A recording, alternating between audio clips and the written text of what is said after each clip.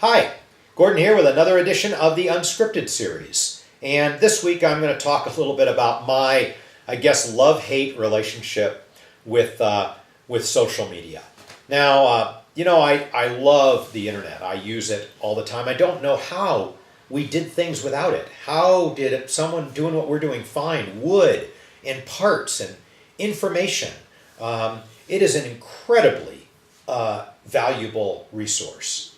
But it does have its downsides, and there are things about it that I avoid or, I don't like. I remember one person once said to me about Facebook that the unfortunate part of it is that people put out their posts and they convince themselves that they are in fact keeping contact with all of their friends, but they're not. It's a one-to-many relationship and not nearly as valuable as one-to-one.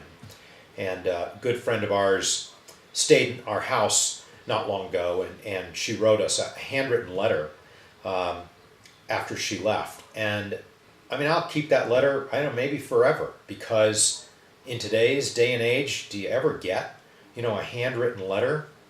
So, I think that social media can be good, but it doesn't often replace what used to be there. I know that I'm going to include a lot of things in social media. I'm broadening the definition, but I find it interesting that you go out to dinner with someone and they'll sit there during the dinner texting, and I'll think, man, I wish I weren't at dinner with you. Maybe you'd be communicating with me. You'd be, texting me. And it's just so funny. You wait to spend time with people and they don't spend time with you. And I think we're probably as guilty of that as anybody. So it's that part of it's interesting. I think the anonymity of the internet is an interesting thing.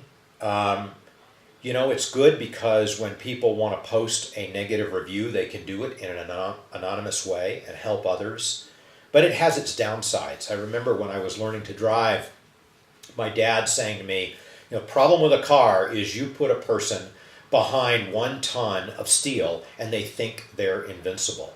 And I feel the same way about the internet. You put someone behind the anonymity of blogging or posts and some of the forums with their avatars, and they say things there that they wouldn't say to you in person. And I think that everybody out there should make sure that what they're putting out there, first of all, that they're doing it in a positive way. Even critical information can be positive. That they're saying things that they would say to people's face, and that they are as accurate as possible. I don't participate on the ukulele forums very much at all. Every once in a while I'm drawn into one, but not very often.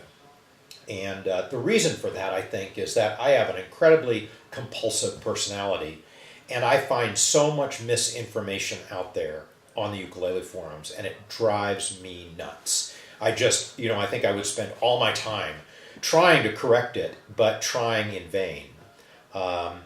And I just won't get into all the things that I've seen and read, but it's just amazing to me. So make sure what you're putting out there is accurate. If it is mother-in-law research, in other words, one data point, that doesn't mean it's statistically significant. So putting your information in context. Just because this one thing happened one time to you doesn't mean that you can reverse that logic and say that if you do this, it will always happen. And as I said, make sure you're putting things out there in a positive way. Most of our experiences at Mya-Moe have been vastly positive. But I can remember, one to this day of a guy who we built him an instrument, and he sent us a nice note about how much he liked it, but communicated with some other people in a negative way. And then I tried to get a hold of him. I said, hey man, if you don't like it, our policy is we will fix it, replace it, or buy it back. But we want you to, in the end, be as happy as possible with that experience. And he never contacted me. And to this day, I go, man, what is up with that? What was the objective? Were you, trying to do harm or, I find it interesting on these unscripted videos.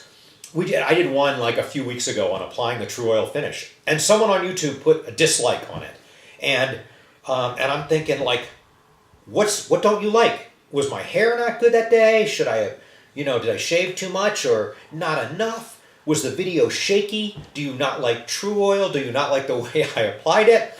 Do you not like the content of the video? So there's another place where the anonymity, I don't know that it didn't help me or anybody else to see that dislike.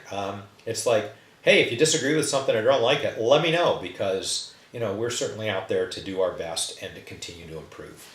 Anyway, there it is, my diatribe on my love-hate relationship with social media and the internet. All right, see you next week. Bye-bye.